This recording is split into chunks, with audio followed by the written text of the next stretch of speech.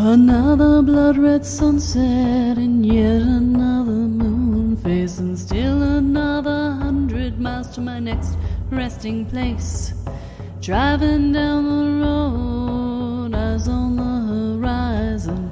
Within my car, I'm all alone, but feeling good and feeling strong, knowing that this path I'm on brings me to myself. I'm driving. Hey now all, I'm Joey C. Welcome to another episode of Spirit Sherpa. This is the show that helps and encourages you on your journey to unlock your magic mojo. With me, as always, is the Spirit Doctor, Kelle Sparta. Hey, Kelly. Hey, Joey. What's happening? We don't have a Christmas tree yet. No? No, we keep thinking tonight we'll get our Christmas, and then it doesn't happen. Yeah. It's been one of those weeks. You're running out of time. I know, and we're running out of trees here, too. That's exactly the other part of it. I'm sure you're going to get a Charlie Brown Christmas tree. I know. It's going to be very sad. But, you know, the last time we had a tree, I helped put it in, and I got up underneath it to tighten everything up. And I got into bed shortly thereafter, and there was a big old spider in my hair. Oh, my goodness. Biggest spider, I swear. It was this massive spider. And I did this like ninja move where I reached up into my hair in the pitch black. I couldn't see anything. I was just feeling it. I reached up, grabbed it by the body, and threw it across the room. And I managed to kill it in that one, just done. All right, Mr. Miyagi. Nice job. Yeah, well, I definitely Mr. Miyagi'd that stuff, let me tell you. And I was just, it's amazing what happens when you have clear focus and a desperate need. And a freaking killer spider in your face. It's like, I'm like, yes, grandmother spider is my totem, and she will understand. When one spider invades another spider's territory, they die. One of them dies. So, yeah, that will not be a problem with grandmother spider. And so I've got just a little bit of post-Christmas tree trauma from that. Yeah, I can see that. Well, you know, your attacking the spider is somewhat fitting into what we're going to be talking about today. Yeah, well, you know, there's a lot about what we're talking about today that really applies to me, or applied to me at one point.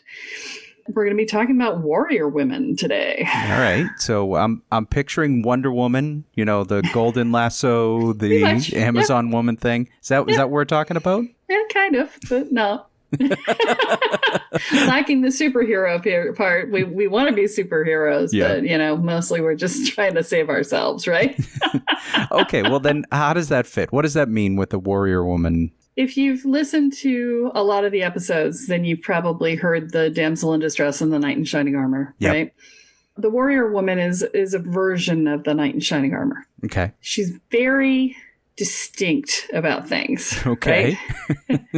She's like, she knows how she wants it. She has a plan and a backup plan and a backup plan for her backup plan, because this stuff must be controlled, right? Okay. And she is usually like superhuman in her efforts, right?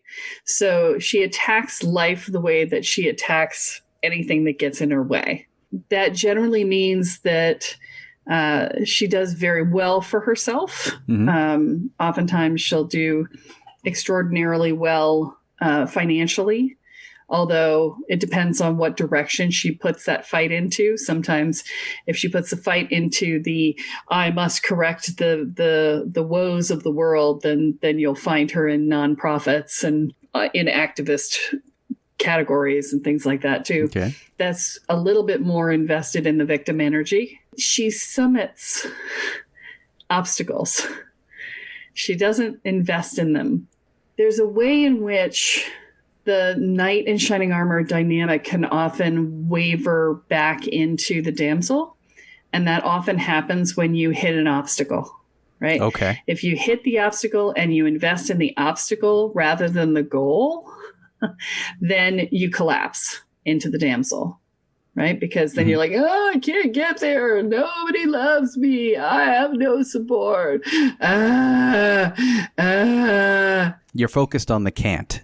Yes, you're focused. Exactly. You're focused on the can't. And so the warrior woman doesn't do that, though. Her self-definition is nothing's going to stop me. Mm-hmm. Right?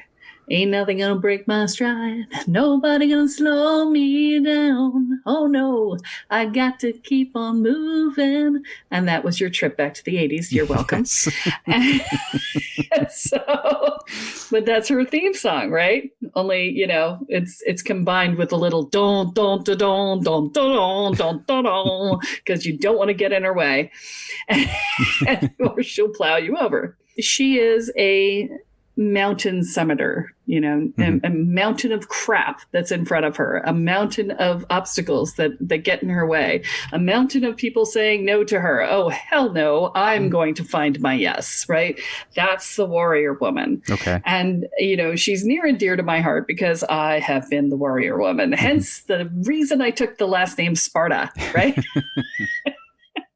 I was really entrenched in my warrior woman when I took that last name. And so I want to talk about that because oftentimes you look at the warrior woman and she looks in the mirror and she sees, I'm a force to be reckoned with. Oftentimes they're referred to as a force of nature, right? Yeah. And there's a pride that gets taken in that. The challenge with the warrior woman is that it's lonely. Mm-hmm. Let's start there. It's lonely because the warrior sees any admission of vulnerability as being weakness. Mm. And so nobody gets let in. Okay. Or if they do, it's like one person in her whole freaking life. And it usually only happens when she's got nothing left to give, when she's just on the ground and she's got no choice but to reach out. Up until that moment, she's like, I'm fine. I'm good. Here's my shield. Look at that. Right? Right. And the challenge is that warrior women tend to surround themselves with other warrior women. So a lot of loners. Well, not so much loners, because, there's camaraderie in the warriors on the battlefield sort of thing. Right. Yep. But the problem isn't that they surround themselves with other warrior women. The problem is that what the warrior's definition of love is. Okay. And how they support one another. And the definition of warrior love is, oh, wait, I see you're dropping your guard. Here, I'm going to poke that spot that you're letting be seen really hard so that you pull your guard back up so that you're safe. Here. Did you know that this spot is sensitive? Did you know that it's exposed? Did you know? Poke. Toughen it up. That's warrior love. We talked about that with the knight in shining armor as well. Gotcha. Yeah. So, that is one of the biggest problems, is that when she has no choice but to ask for help, mm-hmm. the warrior response is often, buck up, little camper, let's make it happen. My job is to make you feel better and to get you up off the ground. That's the warrior response, right? Rub some dirt on it and keep moving. Right. Exactly. And that's usually not what you need when you get to that point. Exactly.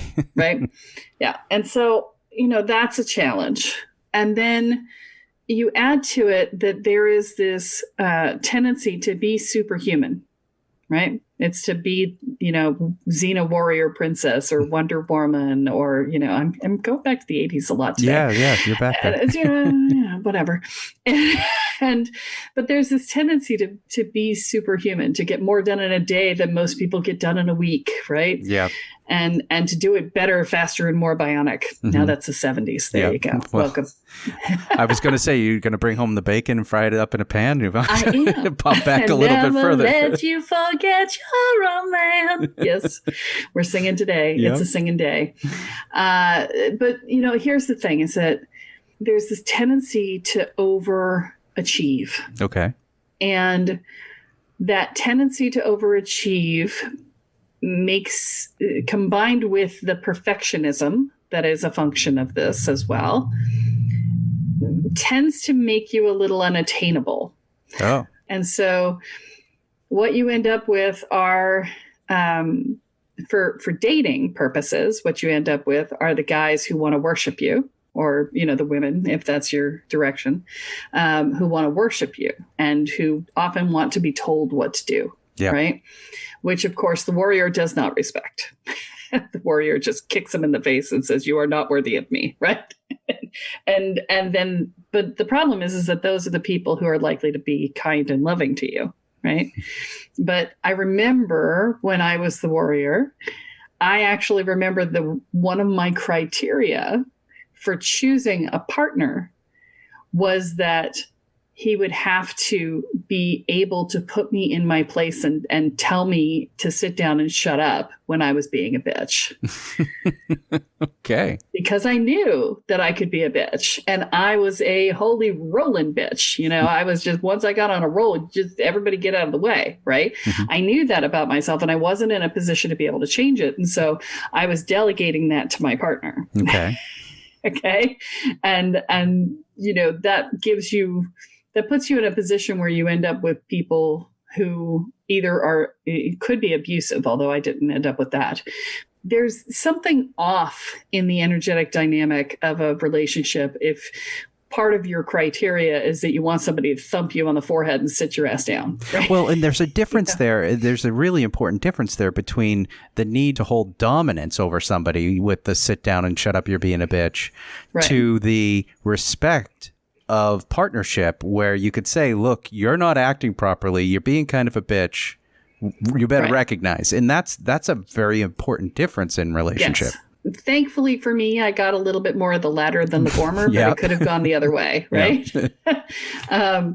And then there's, the tendency to want to dominate in the bedroom, and the tendency to, the women, the warrior women want to dominate in the bedroom because when you can be dominant, you can be in control. And when you're in control, you don't have to be vulnerable or intimate. Mm-hmm. And so that's where that comes from as well. Yeah. And, this would apply to warrior men as well, just for the record. Okay. But I'm doing it as warrior women because that's the archetype that you see most often. Yep. Okay. And so you've got this tendency to be superhuman. You have this tendency to be a lot, which then fosters a story of too big, too much, and this sense of feeling like, when I'm being perfect, I'm still too big and too much, and so I just can't ever get it right. So I'm never good enough, no matter what I do. Right? All of that. The thing that nobody thinks about is that when you have set yourself up on this pedestal where you are delivering well above and beyond what anybody else does and killing yourself to do it, by the way, and you have set an expectation that you do it consistently, then God forbid you make a mistake. Everybody's all up in your grill about it. Yeah. Right. And you're like, I made one freaking mistake. You people make 50 mistakes a week. I made one this month. Right. And you're up in my grill about it? Why don't you give the person down the hall who has made the last 15 mistakes this kind of treatment? Right. And then you feel it's unfair. But the problem is that you trained them to never expect a mistake from you. And you don't realize that you're the one who set this up. Everybody else, it's okay for them to be imperfect. Right? It's okay because they're claiming to be human, not superhuman. Right. And we think, and this is the biggest fallacy of all, we think that if we are powerful and strong and we get it all right all the time and we're perfect and we're delivering everything at a super high level of standard, that people are going to love us. And the exact opposite is true. Right. Because we make ourselves unreachable. We make ourselves separate than. And in the effort to be perfect and the effort to do too much, we decide that we are superior. We do. We just look at it and go, I'm just better than everybody else. And everybody else is pissing me off because they're not good enough. And that makes it hard to find a partner too, because then it's, how am I going to find somebody who can keep up? That was my story for years. So how am I going to find somebody who can keep up with me? Right. And, that's a big story to have to get over to find a partner. Right. And, there's this whole dynamic that's created out of the identity that the warrior woman holds. And, it's all created out of a sense of needing to control and create her own safety. Okay. Now, we've talked about the warrior woman, and we've presented her as this powerful force of nature. Yep. But there's also a lot of drawbacks because of the loneliness, the level of expectation that you set for yourself. Is it good to be a warrior woman? Is it bad to be? What is the message that we want to deliver with this? Well, as with everything in life, there are upsides and downsides to everything, right? And I would say, speaking as the warrior woman who took it to the spiritual warrior space, right?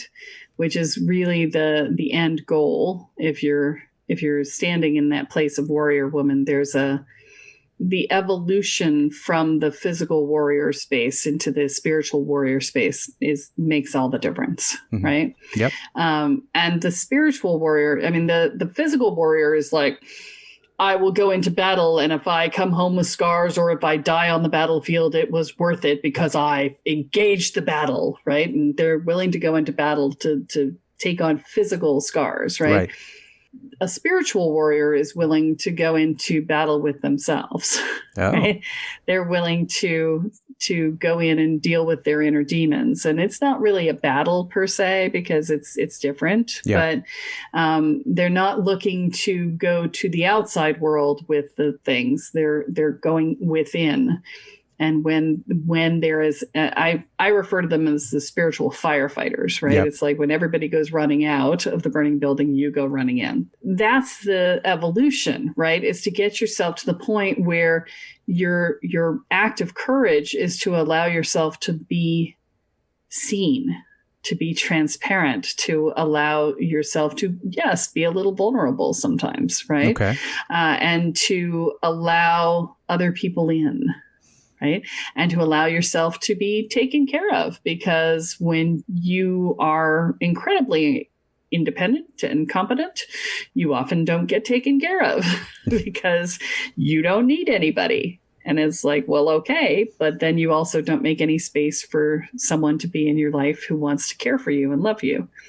And so there's no receiving there. Yeah. And so that's part of the work as well, is to learn how to receive and accept help and love, support. So like everything else in life, it's important to find a balance. Being a warrior woman is a great trait to have, from a strength, from a drive, from a personal power perspective. Yeah. But it's important to be able to find that balance and shift it off when it's time to shift it off, and allow yourself to be vulnerable at times.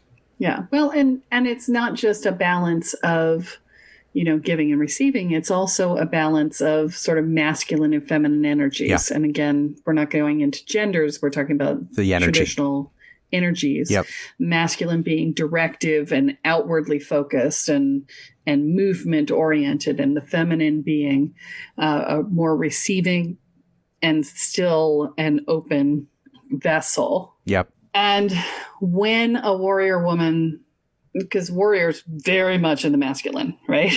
Yeah. Like, must go bash thing overhead, drag home, right? It's that caveman sort of approach to life. And then, the cave woman would have been back in the cave going, hey, I've got this lovely fire and you brought me some food, and that would be lovely, and I will cook it and we can eat it together, and wouldn't that be lovely, right? And when a warrior woman learns to balance the masculine with the feminine, then the force of nature that was too big, too much before becomes this blossoming flower of beauty that is so magnetic and so attractive that it's never too big or too much. It's just this powerfully magnetic space that people go, ooh, I want to be in that space. Oh, yeah, that would be nice, right? Yeah. And it's because they've brought their heart into the process. Okay. Right. And so, there's this way to evolve the beingness. And it's not the doingness. I want to be really clear, because my warrior women, we love to do, right? We're doers. What do I do? How do I do it? Where am I going? What am I doing? Right? And it's not a space of that. It's a space of beingness. It's a how you identify yourself, what you take pride in. The pride goeth before a fall thing, man. Warrior women's were like, I'm tough. Nobody can get at me. I'm the biggest bad in the room. It's that piece. And when you can balance that with being a loving, open, receiving person, that's where the evolution takes place, right? And that's where you really step into your power. There's this perception in the warrior woman that the power is in my ability to power through and to roll over, steamroller people if I have to, right? Right. But that's not actual power, because the moment you come up against an immovable object, the power that you were wielding outside of you is hosed. Right. Right. And then you're just panicked because you don't know what to do and you need to feel powerful. If you never want to feel that way again, well, this is the path to take, to find that path of receiving and openness and compassion and love. Yeah. It's not strictly vulnerability in the sense of being able to allow yourself to be exposed, but it's that journey into being able to stand in your power even when you are not the most powerful thing in the moment. And it's being able to still hold that power and hold that space that is you without being rolled over yourself. Yeah. And without needing to roll anyone else over or be rolled over, right? To stand in a space and be like, yeah, everybody's in their power. Isn't that awesome? Right. Exactly.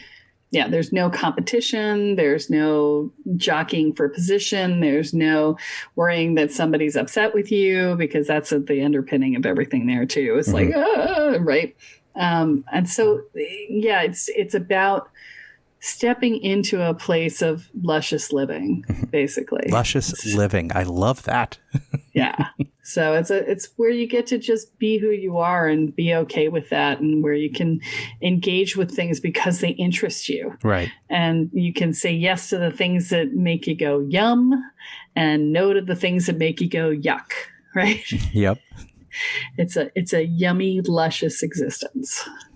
There's a very defined journey there. You start out, needing to show your own personal strength, your not necessarily physical strength, but your emotional power, energetic power. And then you reach a point of sort of harmony with that power and the power of those things around you. And that's where you start to move into that luscious living state, which is still a warrior woman, right? It's not like you move out of warrior woman mode. You just evolve it. Yeah. Okay. Yeah. Yeah. Because when you've gotten all of the things that were in the way and you've moved them out of the way, well, now you're no longer you're no longer stuck with your feet being sucked into the mud beneath you, and you're not having to scale the obstacles. Instead, you've got wings and you just fly, right? Yeah. There's good lessons there. Very good lessons. And it's like you said, we do align that more with a warrior woman being a female in the sense that it's been difficult for women to hold that role for so long in our male dominated society. So it's been that way, but there are men who also could learn something from that positioning of their own personal power, who have been marginalized, and for whatever reason. Yeah. And it's not even about the marginalization. It's about the attitude. Right. It's about the perspective, right? So if you are a come hell or high water person, right?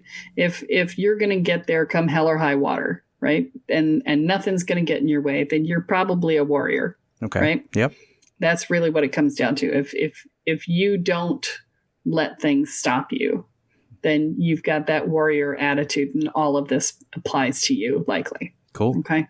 So when you clear things out, now you still have that come hell or high water perspective, right? Yeah. And you're just going to get there. And one of the things that the warrior is so good at is building the muscles of courage. Okay. Right. And that's why they do so well in the personal growth field and the transformation field in particular, because they have courage. They have built it through action after action after action that was scary. And it doesn't mean they don't have fear. Right. Right. You can't have courage if you don't have fear. Right. So there's always fear. Yeah. But they're used to looking at the fear going, you can go sit over there. I'm still going. Right. Yeah. And that's the piece that makes them do so well in this work.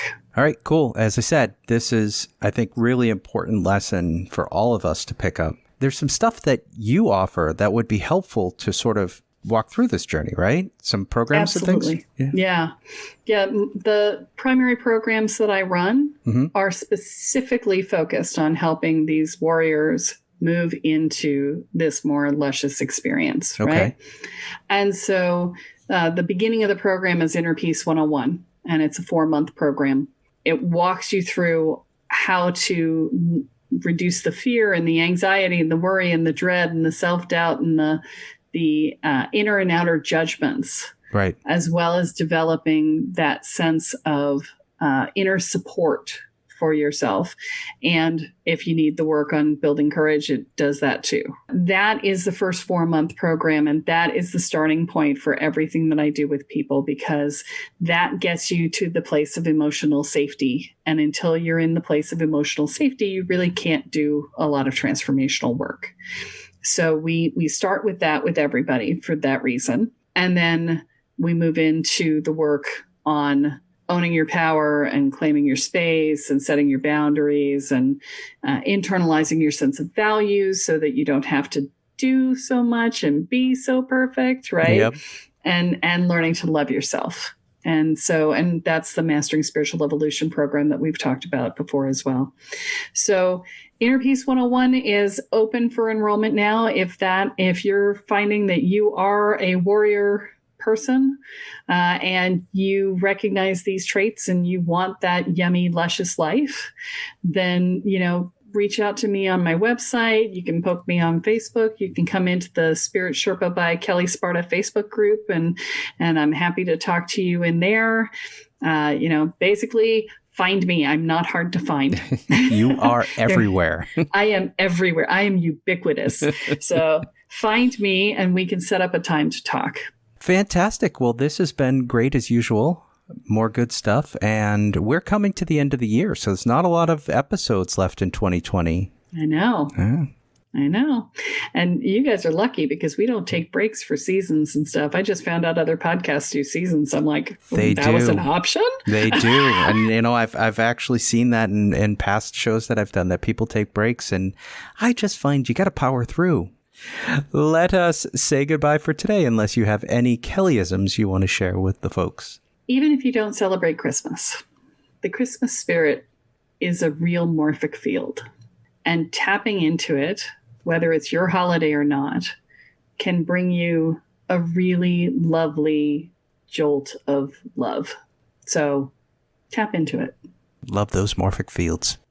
All right, folks, that is all that we have for this week. But be sure to join us next time as Kelle adds another chapter into your guide to energy, magic, and the spirit world. I'm Joey C., here with Kelle Sparta, and you have been listening to Spirit Sherpa. So long, everyone. Bye. Each mile I travel over 13,000 now. I leave behind a little fear. Spirit Sherpa is the sole property of Kelle Sparta Enterprises and is distributed under Creative Commons BY-NC-ND 4.0 license. For more information about this licensing, please go to creativecommons.org. Any requests for deviations to this licensing should be sent to KELLE@KELLESPARTA.com. That's Kelly@KelleSparta.com. To sign up or to get more information on the programs, offerings, and services referenced in this episode, please go to KelleSparta.com. This episode of Spirit Sherpa has been produced by Honu Voice Productions.